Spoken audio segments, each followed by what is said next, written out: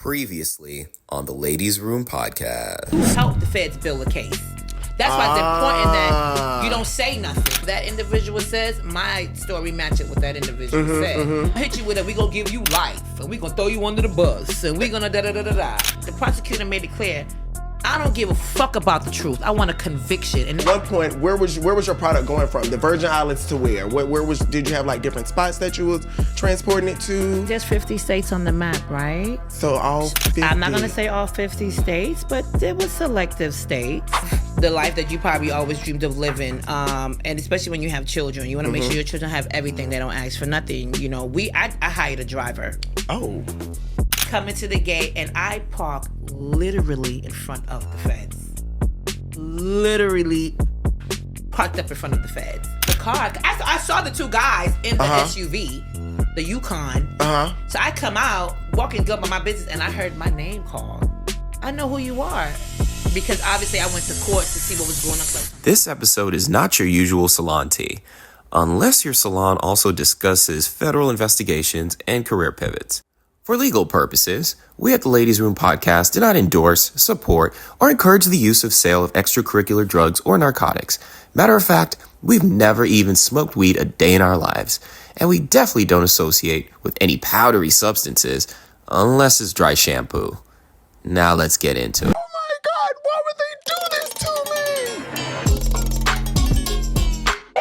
I'm not going to go back and forth with the attitude. Why are you still using it? It's weird. When my hair ain't done, I don't even go on social media because I don't feel like getting judged and talked about.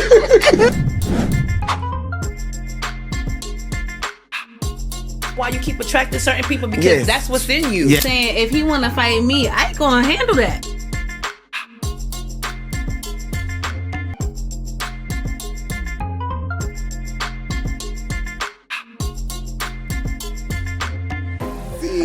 Yes. So we're gonna get back we're gonna dive, ladies, right back to where we left off.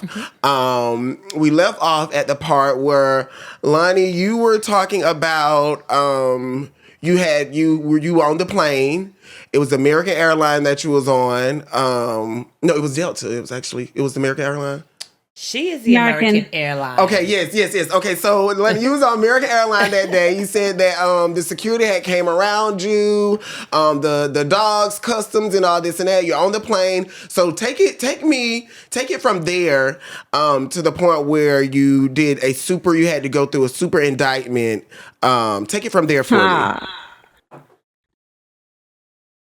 So before it got to the superseding indictment, I think it went out. She went out, but we'll get her back though. Okay. Go in the meantime. So, when they came, the dogs, they obviously, it was wiretap. Okay, so they knew they was coming for her, but she didn't know that it was wiretap. So, of course, they have to play. It's like a formality. We're going to do this and say, well, the dog sniffed you out, that type of situation. So they called her down, opened her luggage, and, obviously the bricks was right there. Yeah.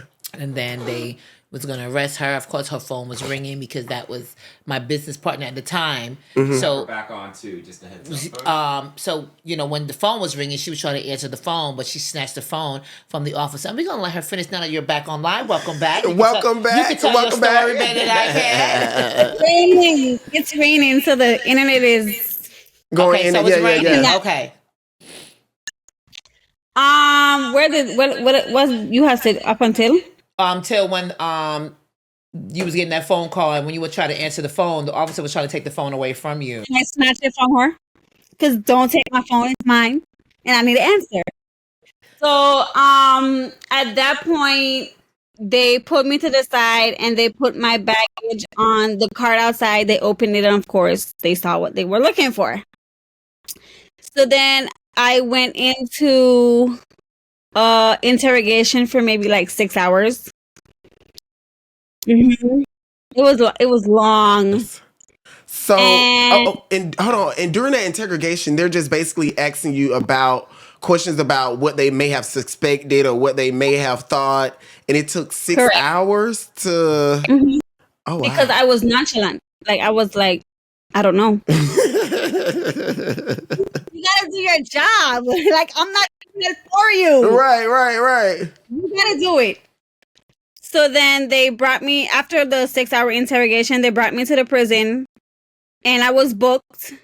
And maybe like an hour later, they came and they released me. And I was like, And I looked at them and I was like, okay. So at that point, I was like, why? I asked the officer, I was like, why are they releasing me? And she was like, I don't know. I've never seen this before, but go. And I was gone. You had to text me then. I was So after that, after you got out, did they did they ever tell you why they let you go in that instance? They didn't want me. It wasn't me they were looking for. Oh. They wanted who I was going to, but they stopped the run. Oh, okay. And they had continued to let her do the run. They follow the money. Yes, and go and get the honey pot Yeah. But they stopped. They intercepted. So then they wanted me to now tell them where I was going, and I refused. No. Okay. So when you left, how long were you on the go for? 2 months.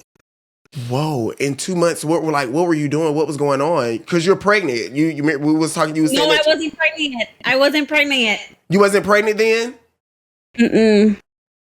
I was just. I really wasn't doing anything because I had already sent my son back home with my aunt. So I was basically just waiting for them to come back for me because I knew they were coming back. So it was just a waiting game I was playing. Of course, because they got to investigate and they have to go back and do this, right? So it was a waiting game. Mm-hmm. Oh wow! Mm-hmm. So then, so after that, you're on the go, and so I was arrested September 1st.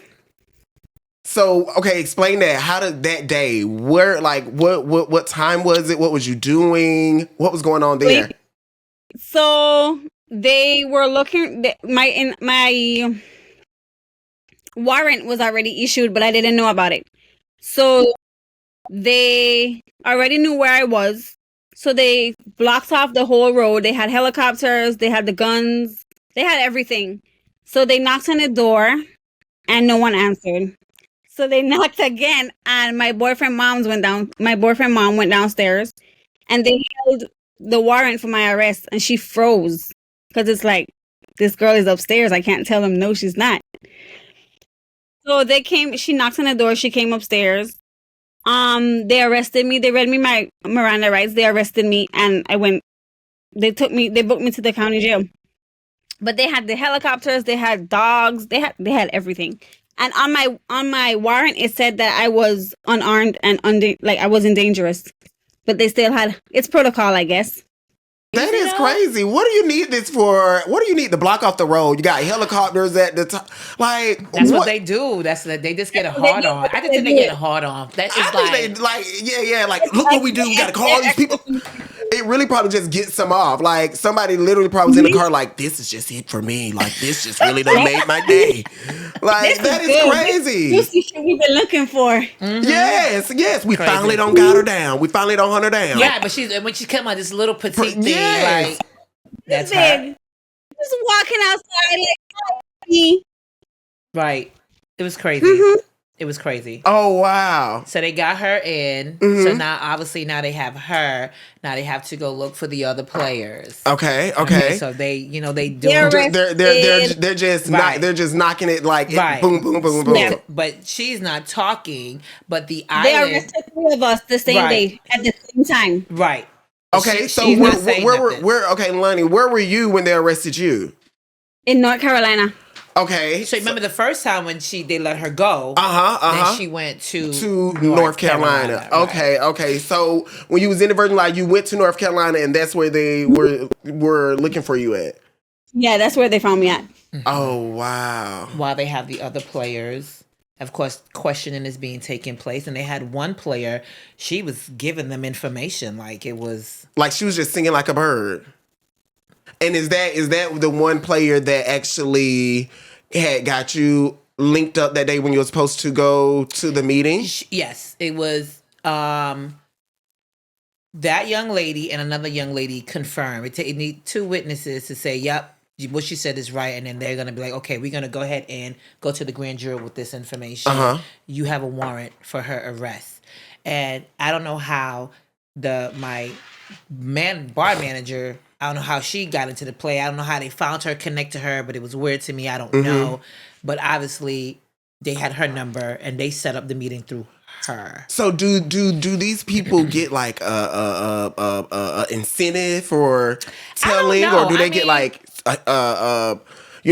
security for being looked after in case somebody comes after them from telling information? Is it something that they get or something? Like, why would they do? I'm just trying to figure out, like, why? What is the point of these people? They get nothing but a thank you. Oh, wow.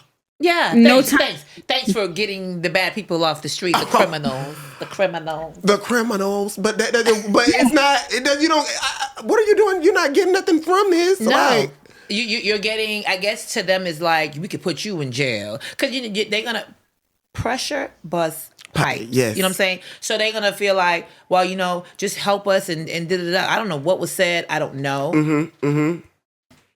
But that's what they do. Just help us and, hey. We'll look after you or something. Yeah, they ain't doing none of that. They don't care about that. That don't even exist. Look after who?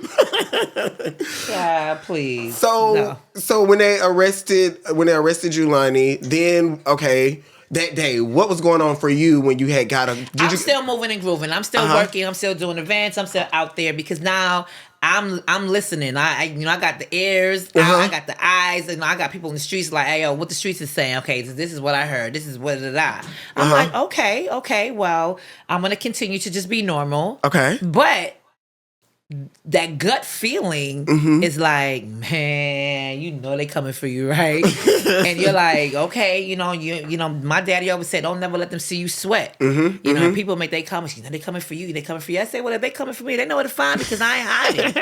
But I was not. Right. Some individuals are going to hide. They're going to like, well, I'm just going to fly out. Because at that point, I'm not a person of interest, but it's in the process of being a person of interest. I could have took a plane and took my kids and fly out. No, but I'm not doing that with 5 children. Right. And you have a thriving business going on as well. Like, I'm not doing that. I'm just like, hey, I'm just going to see how this pan out. Maybe there's a God in heaven, say maybe overturn. You know what I'm saying? Yeah. Right. But in the flip side is like, whew. And I'm like, I'm going to thug this out. I'm going to da-da-da-da. But it didn't work that way. I got arrested, obviously. Now, after they have lines, they have the other players. Now it's like, I think we got to supersede an indictment.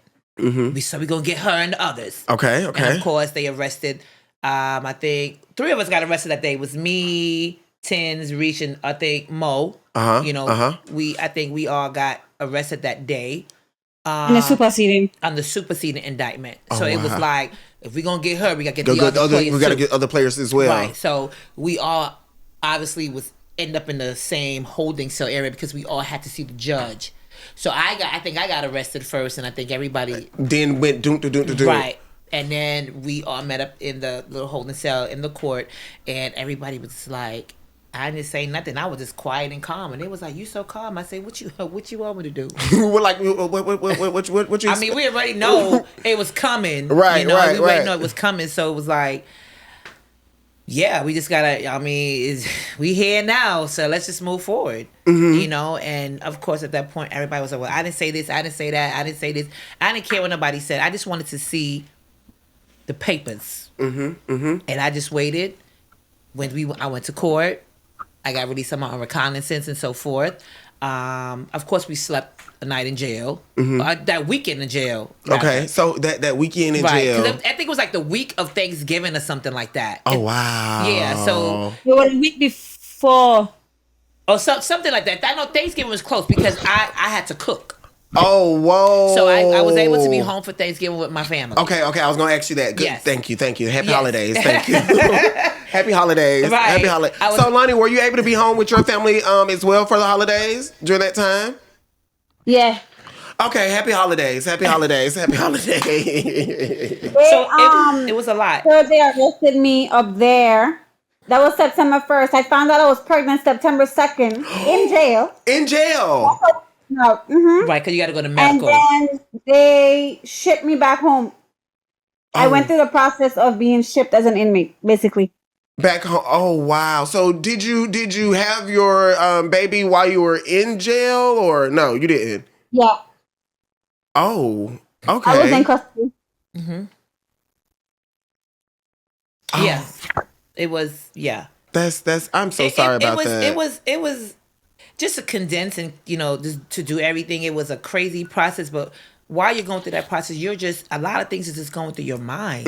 Like, what's next? I don't know. My children, my family, I'm a disappointment. My family's embarrassed. I'm embarrassed. Okay, I don't care. I do care. Oh my God, it's just a lot of things going to your mind, but it's like, what do I do? All you can do is just keep going forward. Yes. You know, at that time, all of us was just trying to figure out, like, well, who said what said what. That's what everybody was trying to figure out. Of course, me was the only one that went to court trial, so everybody's looking at me like, what? What? You're in trial. So it was it given to them that you were like you had snitched or you were you were the person of like had told Correct. everything. It was like she was the one that did this, whoop whoop whoop, and so forth. And I'm like, what? No, absolutely not.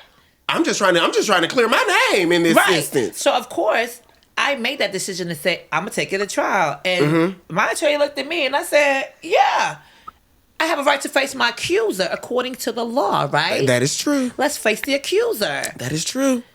So obviously, when they was told that I was going to trial, it was like, "No, she can't go to trial. She needs to sign the plea. She knows she was a part of it." I never denied that I was a part of something. I wasn't a part of that thing. Hello. Okay. Wrong player. Okay. So obviously I was dancing with the devil. And I went to trial. Now, of course, when you go to trial, everything comes to you. Who said what said what. Because whoever is going to testify, you have a right to see. So I said everyone's statements. So you seen what? Okay. Everything what everyone said, I had it. Oh wow. So I looked at my attorney and I said, "Oh, okay, that's a good thing I ain't go to trial because this is crazy." Right. I said, they really said this? You telling on this person supposed to be your friend. You telling on this person supposed to be your friend. You went all the way down to the purple shirt. At the end of the day, pressure bust pipes. Once again, pressure bust pipes.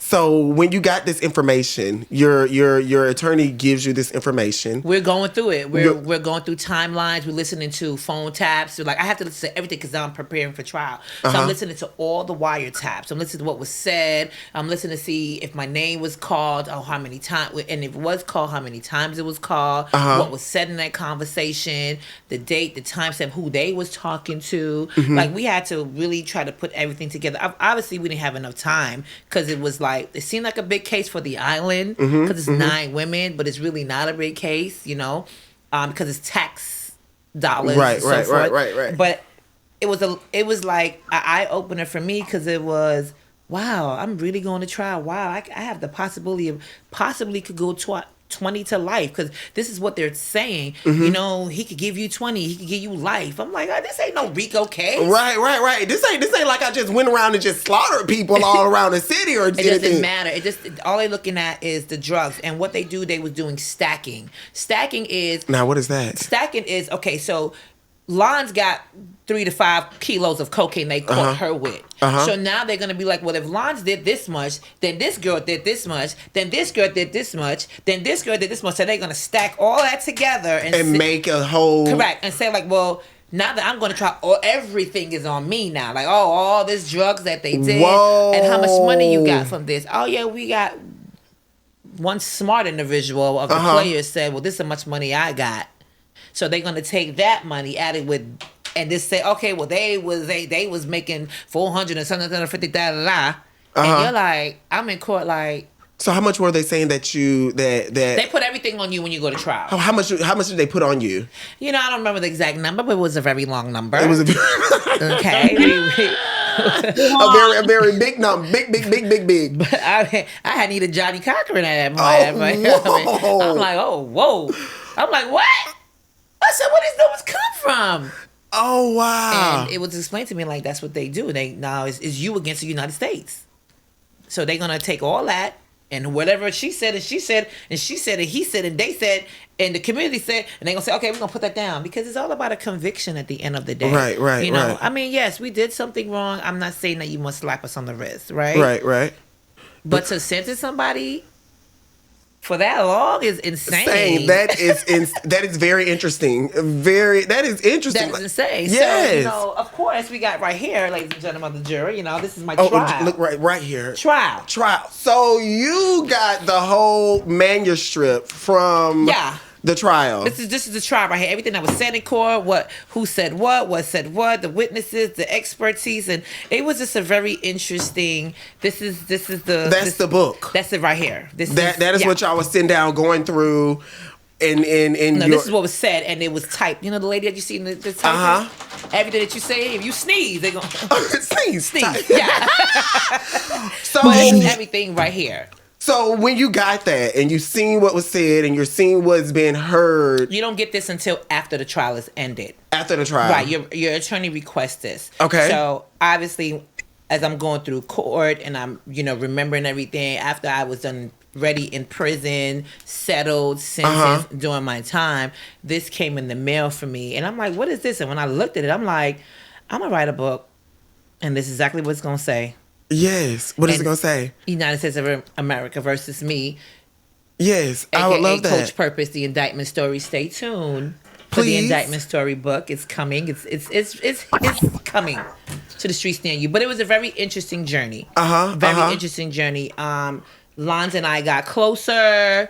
You know, she got her cosmetology license. She was my hairdresser because my hair was blonde at the time. You know, and she would do my hair. It was just like a sistership fellowhood. That's not even a word. Like, what am I saying, right? Fellowship. And then we bonded more. We had our good moments. We had our bad moments. It was just a learning experience. You know. So, okay, I want to go back to the day that you was in court. You're getting all this information. You're doing all that. Your attorney is telling you, girl, we're about to go against the sentencing. We're going to say the sentencing's happening now. The day before the sentencing, you're sitting there, you're thinking, take me back to that day for you. And then Lonnie, I want to hear your day of when they gave your sentencing as well and all that. So it's a time where everyone comes to the court when they have to do. You're standing in front of the judge and they're gonna say, do you agree and understand what is happening before you? You wasn't forced or coerced or right? So of course you would say what you say, yes, no, whoever, or I need more time, and then they will collaborate that. So I'm sitting down watching everybody, their pleas getting read because everyone plead. I am the only one that went to trial. So I'm sitting in a plea hearing? It was like a plea sentence hearing type ordeal. So everyone what's the name of it? It's some change of plea hearing. Right. That's your opportunity, I guess, to say, well, I don't agree with this, I agree with this, I don't agree, or so forth. And everyone plead, they agreed to what their plea was, but I'm the only one sitting there. Like, oh no, I'm not doing that. I'm going to trial. Okay. Yeah, I'm going to trial. So it was me and you until January. And I was like, nope, I gotta Lonnie was gonna go to she was gonna go to trial as well because she had a good attorney at the moment at that time, and I was just like, I'm not doing that. Like, no, y'all got me out here like. There's Liz. She said she did. She right. Nah. And during time that media, it was just was it a lot for that like the attention that it was bringing? Because now it's like. Oh, the streets is ugly and mean, y'all. Like the internet is ugly and mean. Yes. If you know you said it, if you know you're right, you know she's right. I don't know why she did it. It was everybody had something to say. She knows she was Everyone had something to say, and I was like, you know what? I'm gonna hold my head up every day, and I'm gonna walk these streets, and I don't care. And I dare somebody to do something to me. Well, hello. Okay, like. Right. So I said I'm gonna go to trial because one thing about it, and two things for sure. it brings the rat to the surface. It does. It does. It does. So the day you're in the chair, you're with your attorney, y'all sitting there. It is the day of trial. It is the day of sentencing. What goes on in the courtroom for you that day? A lot was going through my mind. It was just like you have 12 people deciding your fate. You know, you have some people who are friends. And you have some people who's friends of the friends that's a part of, because they want to know, well, since you're going to trial, I want to sit and see what's being said, you know what I'm saying? Because people don't want to go by he say, she say. So there were certain individuals in the courtroom, they wanted to hear it for themselves, what really went down. So they sat and listened to the testimonies of the players that decided to testify. Now, they had rehearsed for 6 hours to testify against me. So it's like they was prepped. Let me use that word. Whoa. Yeah, they was prepped for 6 hours. Go back again. You said they was prepped 6 hours to testify against you. Yeah, they did a mock trial. So in the mock trial, it's like you're actually in like a court. Okay, there's no people there. It's just the judge, the prosecutor, the attorney, and the witnesses. Okay. And they're actually going to ask these questions. The questions that they asked them at that mock trial is the same questions that they will be asked at the actual trial. Whoa. So I didn't know that until it got leaked to me and said they did a mock trial. They was, rehearsing for 6 hours because they was really trying to convict you. Wow. And then the officers in the, this is a small island, everybody's connected, right? Right. The officers sent a message out to me and was like, yo, they in here in the cell trying to rehearse again. Like, you remember she said that? No, that was not what it was. It was this. She didn't have the black hair. She always wear blonde. Because, one person said I had black hair, but my signature is blonde. So it was like, okay. So they're telling me like, yo, they in the cell practicing. And they was like, this is crazy. I said, what? I said, I'm going to have to be ready for this. Yeah. So when you get this information about them doing a mock trial, how does that, like, at that moment, I bet you was like, don't nothing surprise me at this point. Like, no, because at the end of the day, it's like they only want a conviction. The prosecutor made it very clear. I don't give a shit about the truth. They just wanted to convict someone. I want a conviction. You could come to me and tell me these bowl of cherries was really floating and she was not in the room.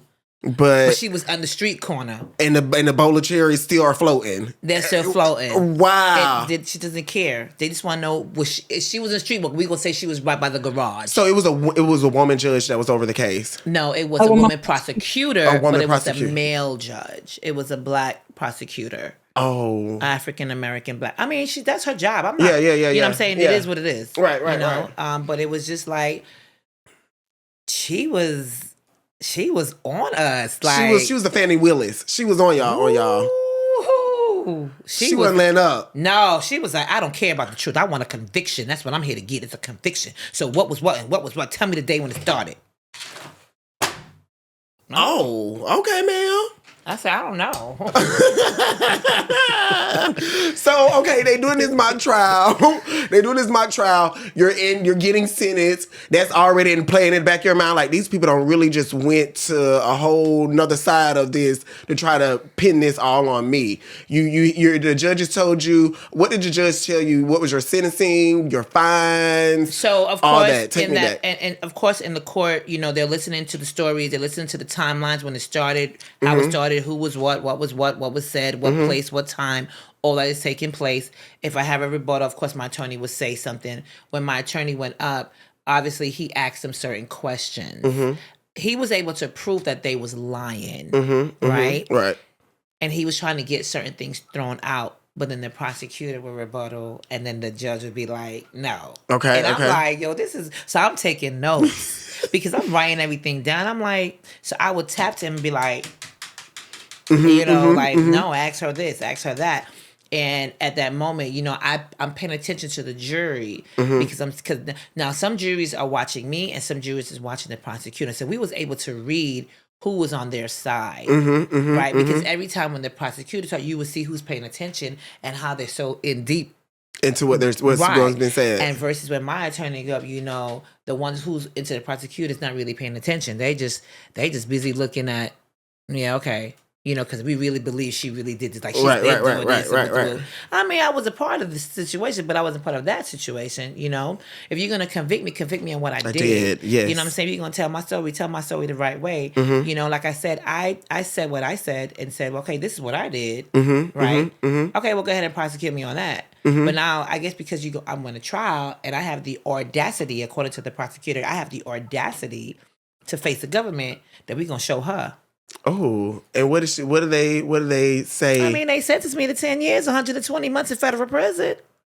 And that when the judge said that, and he said, "Purpose, this is your sentence," and what? I had to stand up. Of course, obviously, when the trial was over, everything was said. They have to go back in the room and they have to, come up with not guilty or the guilty or so forth.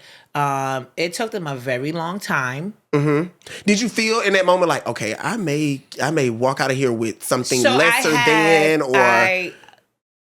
It was an up and down feeling for me. Very up and down feeling, because 1 minute I felt good, 1 minute I felt bad. I almost felt like I was tug of war in the spirit. It was like, I said, guys, I don't know. I'm feeling good, but I'm not feeling good. Because I pay attention to my knots in my stomach. I'm paying attention to like everything. And I'm like, I don't have this feeling. I have a dark cloud over me. And of course, we had to go back inside. And then when they came to a decision, and it was like late at night, I think. I think it was like maybe 8 or 9 o'clock probably. And then when they said, guilty, I said, okay then. And when they said they plead, the prosecutor walked out. Cause she about to go have her a gin martini or something, have her a Cosmo or something. I don't got it. So it was like, the marshal knew me, and he was just like, "I'm sorry, man. I got it." Cause they arrest you again, and then they put the cuffs on, and of course I looked at my family, and they was just like, everybody was just shaking their head, and of course I went into jail, and Lons and all of them was by their gate, some people didn't give a shit. Some people was like, "You okay?" I just went in my room, and I just in the little cell. I went in the first cell, which they call the suicide cell, because it's like you just got sentenced. So you about to get some time. So, right. So it's like I'm on the observation. I wasn't suicidal or anything, but I was like, I'm good. And the warden was like, "You're too quiet. Like, you walked in here and they say nothing. You ain't flip out. None of that." So they locked me in my cell, and the others, the other players was out. Now, anytime where they asked me, "Do you want to?" They had to separate me, and that was their way of separation. And if I had to go to rec, then they'll either take me there or take them there. So it was crazy, but I went with the flow of everything. So how many days were the trial? How many days was that? 2 days. 2 days. Okay. So they gave your sentencing. You're in there now. Did when you were doing your sentence, you got your book here, right? And when you're looking through your book, I don't get that book yet until I'm actually doing my time in prison. So during that time, this is non-existent. I'm just right now going through the motions of being processed by I got to go back to get sentenced after trial is done. You have to go back to actually get sentenced to that time. However, things was happening in between all of that. It took me 1 year to get sentenced. It was just a lot going on in between the midst of craziness. It was just a lot. I'm going from here to Puerto Rico, flying. Lonnie is pregnant. We're bunkies at one point. Then they leave to go to Puerto Rico. I'm still in the islands, and then it was. Just, so you got transported to go to Puerto Rico? Correct, because they have an actual federal facility there. Okay. So we was just more in like the St. Thomas has more like a jail, like a detention center.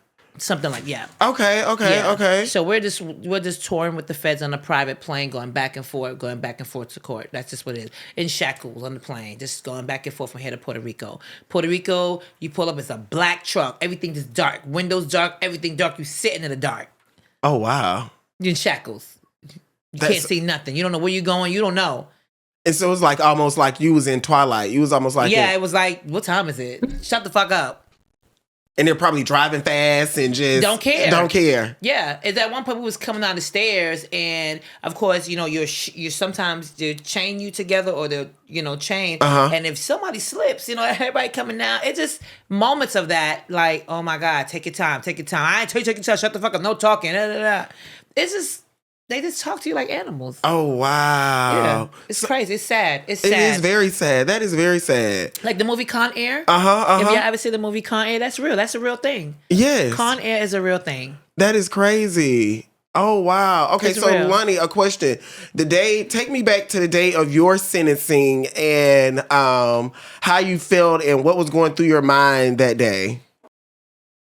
Well, I was already in custody when I got sentenced. So I was in custody from January. I got sentenced. I waived for a speedy sentencing because of the fact that I was pregnant. So I got sentenced to March 16th, 2017. And I woke up, I didn't sleep the night before. I was up all night. And my sentence was, I signed a plea, an open plea, 5 to 40. 5 years to 40 years, 5 being the minimum, 40 being the maximum. So I went in and I'm sitting there waiting for the prosecutor to come in, and she busts the door with a coat and it's a whole cape, and she swing the back open like, yeah, we got this one today, because she hated me. She hated me. And she's arguing, and she went up. And the judge was like, okay, so do we give her any of her reductions because of the fact that I signed a plea? And she was like, no, I gave her multiple opportunities to get her sentence reduced. And she made the government fall flat on their faces. And this was her exact words in court. And I'm like, oops, you should have done your job. Like, that's not my job. That's not my part to do. So you have to do that. So she was like, no, she's going to get her mandatory minimum. So the judge was like, do you have anything to say? And they had already told me, like, if you apologize, he's sympathetic on you. And then due to the fact that I'm pregnant, it might work. So I was like, whole character, put some tears in my eyes. I'm like, okay, well, I apologize. He was like, he watched me. I guess he knew that it was like, I was faking it. Because as soon as I apologized, the tears were gone. I was back to normal. So he sentenced me to 5 years incarcerated, 5 years probation. And I heard my dad in the back like, this motherfucker. And I'm looking around like, shush, before you make him give me more time. My father started to yell in the back, but so I was, so he sentenced me. And he took me back in, and March 17th, I was in Puerto Rico. I was sentenced and I was gone. Yeah. Oh, wow. It's yeah. Oh, wow. But to sum everything all up is just, the process was quick. It wasn't drawn out and long. It was like a couple of months. So, yeah. So when you were in jail, you're in jail. What was something what flipped in your head was like, I'm not getting myself back into this again. Those that labor among you. Everybody say they're real. Everybody say they got you. Everybody say, but do they really have you? You just have to pay attention to individuals that you surround yourself with, who you befriend. That's what you have to do. I mean, you make your choices. That's true. Everybody got a price, like I said before. What's yours? That is true. What's your price? That is true. Are you willing to pay that price? You know what I'm saying? A lot of people now just sell their soul. You don't realize how you sell your soul. And not about literally like selling your soul, but it's just selling your soul in things. Like I sold my soul to gain more money with selling drugs because I did it. I went back into it because I was like, I need this. I want this. Right.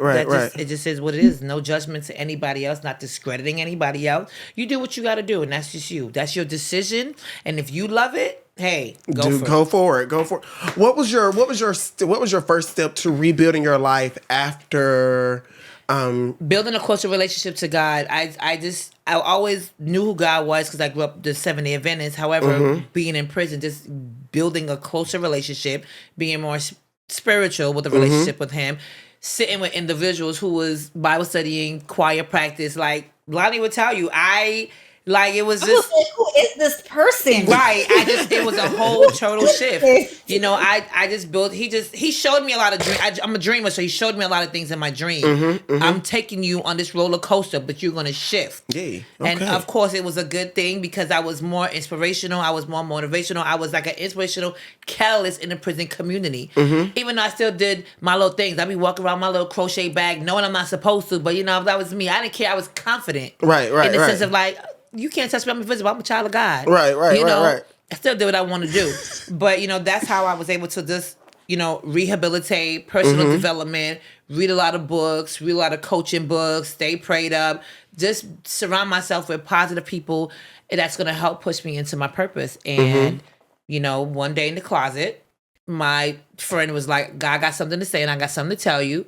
And she's prayed and she was like, God told me to say that your name is purpose and he has a purpose for you and you are a multi-millionaire, billionaire, and you're going to change the world. I said, I receive it, Lord. Hey, I believe and receive. I believe and receive. So that was like your baptism. That was like your new beginning. It was a confirmation. Confirmation. It was a confirmation of what was said earlier from a lady who is she works for the more political House Senate in Tampa or somewhere. She was a prophet as well, and not somewhere. Let me don't say that, but her name is Kimberly Daniels. She is an author. She's a prophet of the Lord. She told her story, and she picked me out of 200 women in the room. Like not only just me, but other several women. But I was one of them, and she just pretty much prophesied over my life and told me everything that I was holding in that no one knew.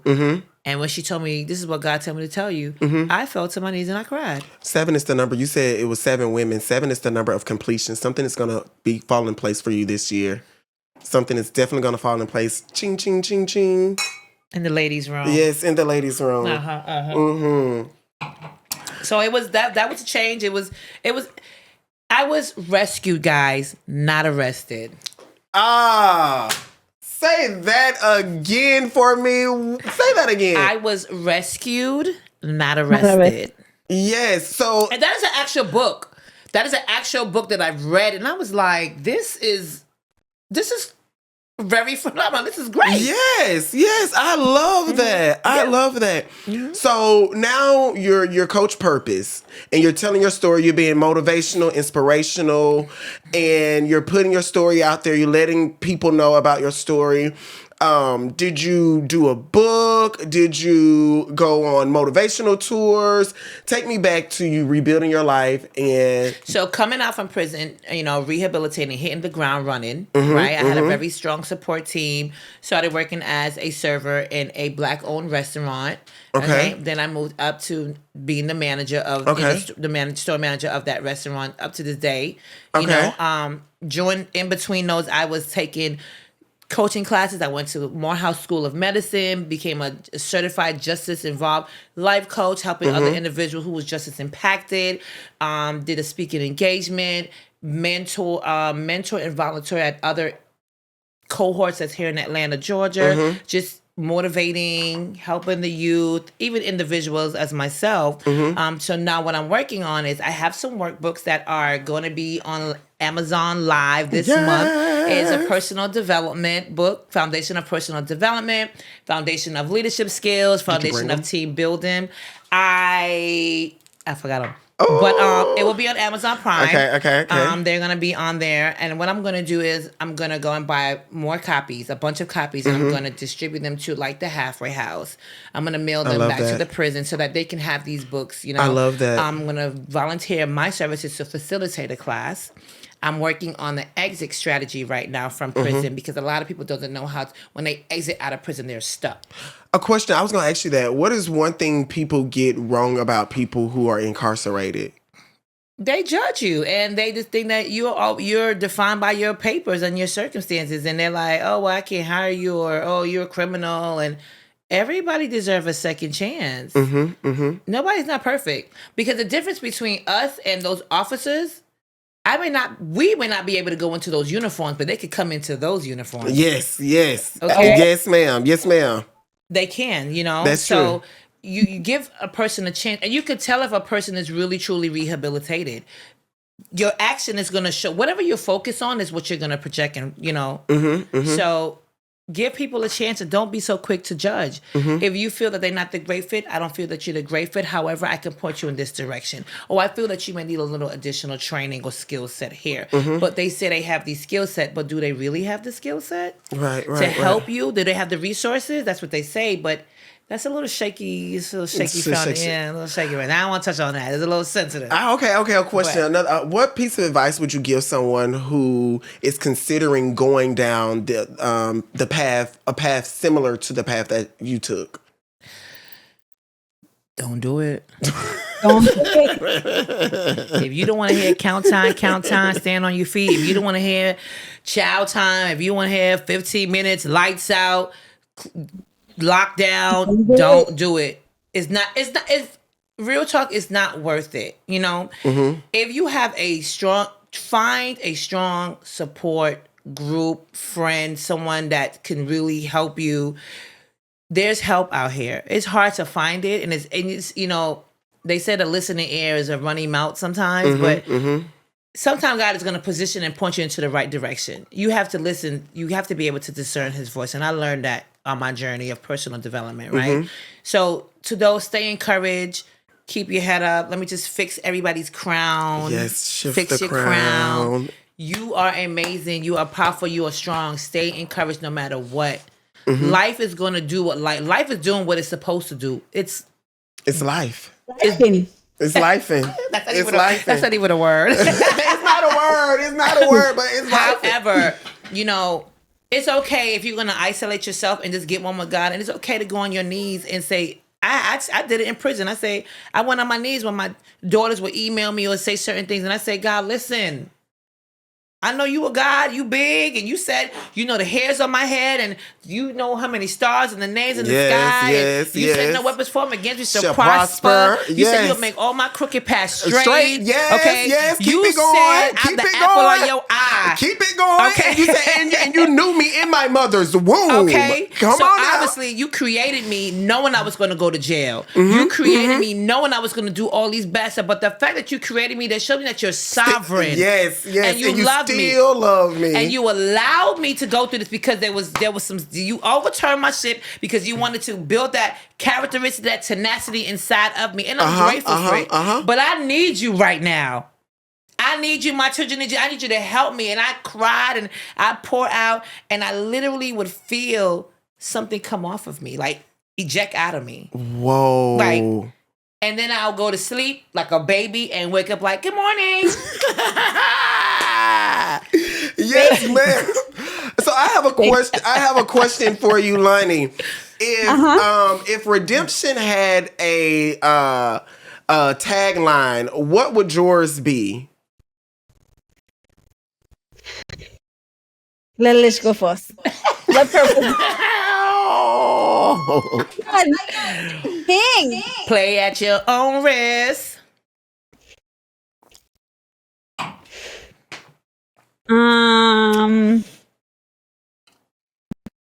Do it by yourself. Do it alone. Whatever you do it by yourself. I mean, you're on your own indictment. Yeah, you on your own. We're not encouraging that, right? Right. But if you do it by yourself, it won't be no yes. Because it's like it's nobody telling you. Nobody's gonna tell you. You're not gonna tell yourself. Correct. Yeah. Never let your left hand know what your right hand is doing. My grandma used to tell me that all the time. Never. Yeah. Just be mindful. This is real. Yes. This is real. Yes. Like we went through a real life journey. Like just see. Do you? So your Lonnie name, has received. Well, see, I went to trial, so that's my trial book. Lonnie has the indictment. Okay. And she has like her judgment. Like everyone have their judgment, their indictment, because it shows you the United States of America versus everybody name on that indictment, and it has everything in there. Okay. Right. So everyone that all the players got that.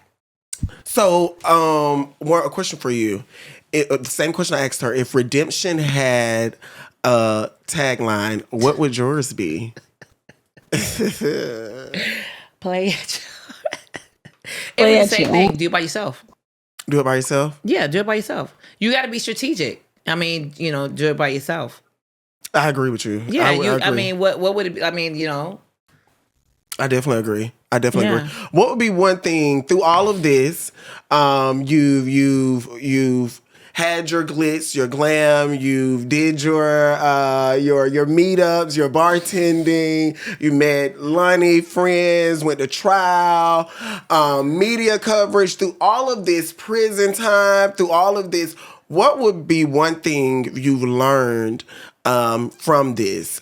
And what would be one thing that you would want people to know about you throughout this process? And Lonnie, you will go next as well. let me tell you something. I learned I am a humble individual. Mm-hmm. Mm-hmm. Loyalty is real. And one thing I learned about the word real, realize everyone ain't loyal. Yeah, man, no. Go, girl. Say that again, girl. Okay? Realize everyone ain't loyal. Yes. This was very humbling for all of us. I'm Mm-hmm. not going to discredit nothing from none of them because everyone went through their own path. Yes. I'm good. I forgave everyone. You did what you did. You did what you did. I'm good.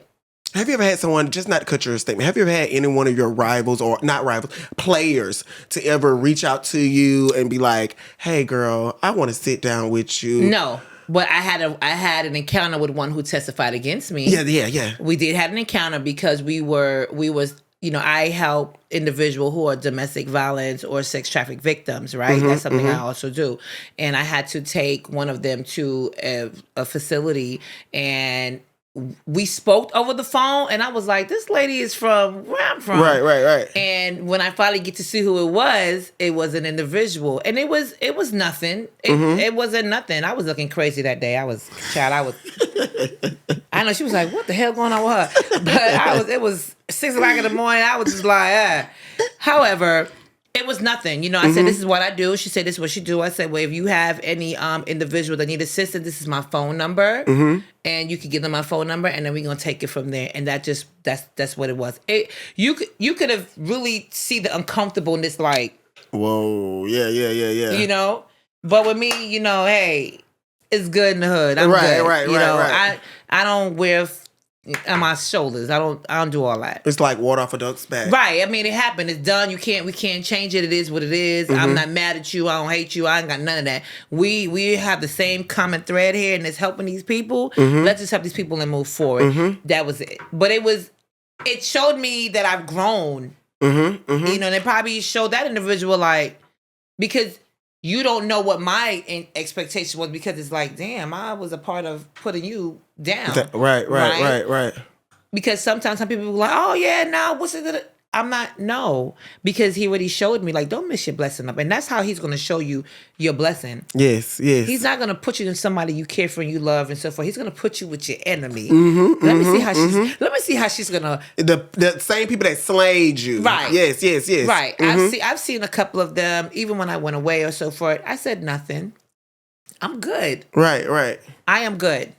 So Lonnie, what is through all this whole process, going through this whole process, what is one thing you've learned and one thing that you would take away from this process? I was always humble, but I learned to keep stuff to myself. Like I don't speak on things until it is done, because people really don't have your best interest at heart, and they block your blessings. Yes. So until everything is complete, I don't speak on stuff. Correct, because you don't want to. In the islands, we call it goat mouth. You don't want to. What it say? Count your eggs before it hatch. Yes. Right. Yes. You don't want to do that. And then you also have to realize too that everybody want to see you do good, but not better than them. Yes. Yep. Girl. Say that again. Say that again, honey.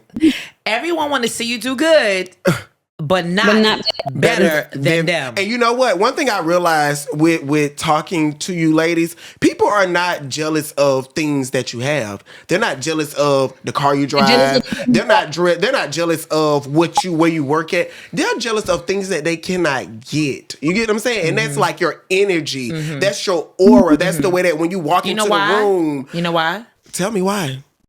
It's not on us, it's in us. Hey, go ahead, girl. Go ahead. But that be the thing. That's what people are jealous of. They're not jealous. In my head, I'm like, people are not jealous. People can go get that stuff. But the stuff that they're really jealous is stuff that they can't get. That's not for sale. And that's what it is. And that's what it really, really be. That's what it really, really be. Yeah, so you just have to watch. You got to protect your space, your peace. You know, it's a learning experience. And I just tell everyone, stay encouraged and, you know, play at your own risk. If you feel like that's what you want to do, then that's on you. You know, just know that you're not disappointing just yourself, or you're affecting your children if you have, your wife if you have, or a boyfriend if you have, your community, your family. Those are the people that's going to get the hit. Because now you're another bill. Yes, I feel you. So, I mean, everybody ain't perfect. This is no judgment. No. Just stay encouraged and just take it one day at a time. I literally want to say, Coach Purpose, Lonnie, y'all have touched my soul. Like, oh, Lonnie is a counselor now. She's a re-entry coordinator. Okay, Lonnie, let's talk about that. Let's talk about that. Like, tell me about your new life. I am a case manager for Align Community. Okay. And we help with re-entry for returning citizens back into society. Okay. How long you been doing that? I've been doing it for a year and like 4 months. Okay, so during this process, during this time, have you ever ran into any other former players? The same island. Oh, okay. So, yeah. She's home. She's home. Yes, yes. So how does just how does that be when you're running into? Does it be like, hey, girl, or does it be like, you know, an elephant in the room? It's not. Hey, it's like, are you okay? All right, cool. Or sometimes I just don't say anything at all. Like just passing straight. Yeah, everybody's on their own beat. On their own. On their own beat. Okay. There's no vibes. Everybody's just like, okay, we did it. We did it. Let's move on. Yeah. Okay, I have one question. This is our last question for the night. Something interesting, a little spicy. If you could do this whole thing all over again, what would be one thing that you would do differently that you done then? I'm gonna say no comment because I'm gonna keep that to myself. Lonnie, through this whole process, if you could do restructure the system. Restructure the system. It's a system thing. Everything is systematic. Okay. So for you, it would be restructure the system. Lonnie, what would it be for you if you could do this whole process over again? Would I do it again? Yes. Oh. Why? Because it allowed me to see who was really for me. It put me in a mindset of being better, not only for myself, but for those that look at me as inspiration, if that makes sense. Yes, it does. Because there's people that will look at you as inspiration, but you don't know that they're looking at you like that. Something I will do differently. Trust my gut. Yes. That's important. That is very important. That is. I love that because that is so important because sometimes your gut be telling you stuff. But no, that's that warning. That's God's love. Yes. Every warning that God give you is His love, and He's gonna communicate with the way you're gonna be like, something is telling me don't do this, and then you got the other person. It's gonna be okay, man. I got you. Nah. You have to listen to that's God's love saying, hey yo. So He would do a lot of things He make the car run out of gas. He'll make the car don't start. He make you get a phone call. Because now it's like he know you're not gonna listen to that feeling, so now he's gonna do things along the way, and you don't miss all them signs to get at the grocery store to realize the card is in the car. The card is in the car, girl. Yeah. It's real. That is, you know what? I just want to say, Coach Purpose and Lonnie, tonight I have just been inspired. Your story is inspiring. It's a story of resilience. It is an amazing story. I just want to say your workbooks, I'm ready for them. Lonnie, what you do with the case managing and helping people get back into society is amazing. To do that and to be making a positive impact on our community.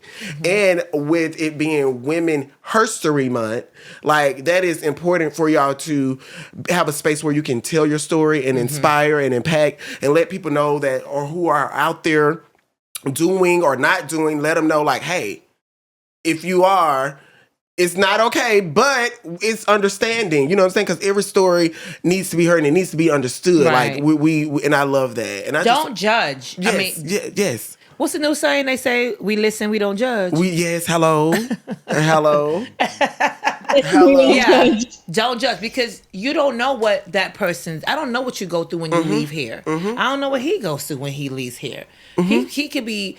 I gotta pay this rent, light, gas. You know what I'm saying? I always tell my staff, "What you gonna do when your chicken is burning and your baby is crying?" Oh, girl! You got two things to attend to at the same time, and all you got is $1. What you doing? Barbecue or mildew. That's what I thought. I thought barbecue or mildew with extra barbecue sauce, please. Right. Yeah. So I mean, don't judge anyone. You don't know. You don't like. At the end of the day, everybody got a price. You know what I'm saying? Even the big ones, even the ones above us. That's true. You know? That is true. So that is. I have a story about that, and I'll tell you a story later about that. Everybody has a price. That is so true. Everybody just stay encouraged. Keep your head up. You know, just say hi. How you doing? You okay? Everything's all right. You know, be an inspirational catalyst to others. Uplift others.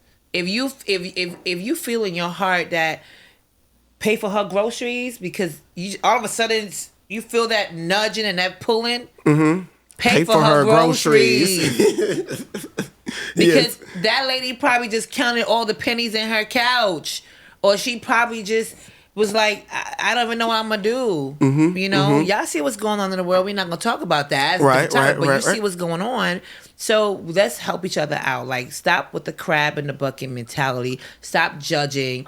Give these individuals who are, and I hate to use the word felons, but just as impacted, give them a chance and an opportunity.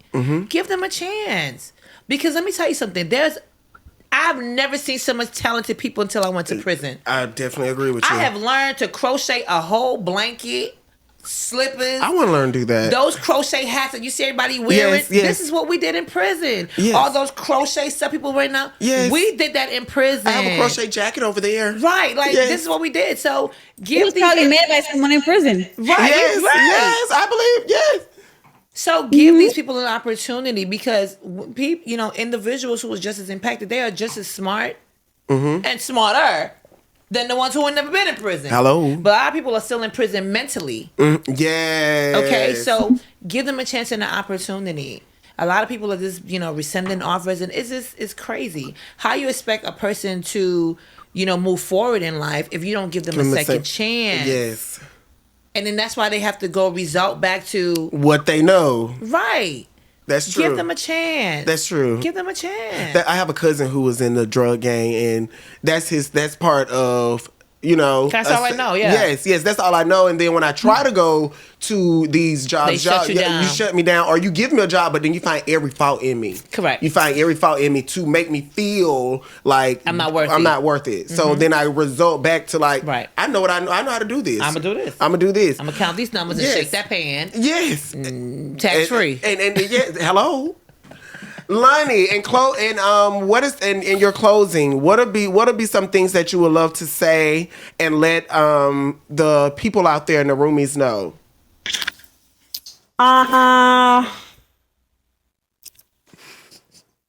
Well, for you, thank you for the opportunity. Thank You on you. purpose for bringing me in. For those that's listening, just stay humble and believe in yourself. That's important. Mhm. That's important. And It's the don't popping ever for stop. me. Don't ever stop. Like Keep pushing. the sky's the limit. Yes, it is. The sky is the The limit. sky is the limit. Don't ever stop. That is so Don't true. ever stop. No, that's true. That's That is facts. that is That's real fast talk. facts. That is facts. But believing in yourself is first thing first. That is. And Yes. you got to believe in yourself even when others don't believe in you or when others don't see it. Correct. You have to believe in yourself. And sometimes you have to be a little delusional. You have to be a little delusional. I want to use the term delusional. Believe in yourself because listen, if you know without a shadow of a doubt that you know that you know, keep pushing. But when I say delusional, I mean like you have to be a little, not like you have to believe something so much to the point where it makes you a little crazy. Okay, I can give you an example. Speak those things that are not as if they were. Hey, but yes, okay, I'm speaking these things as though they're not their word, but I'm still, okay, I can give you an example. Let me think of something. Okay, let's talk about podcasting. I could be a little delusional and say in my thing, knowing that I know that this is something I really, really love to do. I love to do this. But sometimes in life, money don't be moneying. You know what I'm saying? Okay. Okay, but hold on. And I'm still gonna do this thing now Yeah. because I believe in myself. I believe in what I'm doing. Yeah. I become a little delusional and thinking like, you know what? I'm still gonna put forth the energy, the money to this, and regardless of whatever is going on over here or whatever, if I don't have this or whatever I don't, I'm still gonna do this one thing because I know that eventually all of this is gonna pay off. It's almost like I have this mentality sometimes where I have like what they call it, a champagne taste on a beer budget, but I still drink champagne. Because I don't like beer. So it's like you see yourself so big. It's called manifestation, baby. Yeah, and that's what I it do. is. That's what I do. We all manifest That's that. what I do. And your gifts are going to always make room for you. And you made room in the ladies' room. You just caught it there. I was about to say that. I was just about to say in the ladies' room. Right. You made room in the ladies' Yes, room. yes. And so you manifest it. You manifest because you know you felt it, tasted, smelled it, you lived it. That's where speak the things that are not as if they were. Yes. So I don't see it right now, but I'm gonna I'm eventually. I'm going there. I'm going to get there. Right. I'm going to get there. And you went there. Yes. Yeah.